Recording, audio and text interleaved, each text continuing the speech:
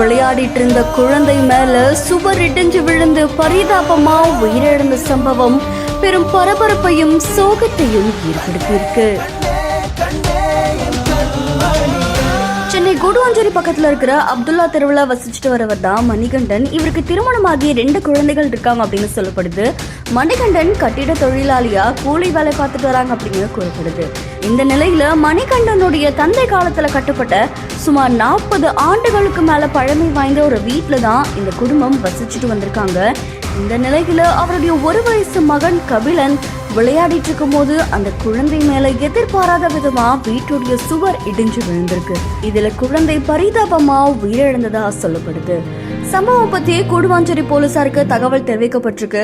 தகவலின் அடிப்படையில சம்பவ இடத்துக்கு விரைஞ்சு வந்த கூடுவாஞ்சேரி போலீசார் பிரேதத்தை மீட்டு உடற்கூறு ஆய்வுக்காக செங்கல்பட்டு அரசு மருத்துவமனைக்கு அனுப்பி வச்சிருக்காங்க.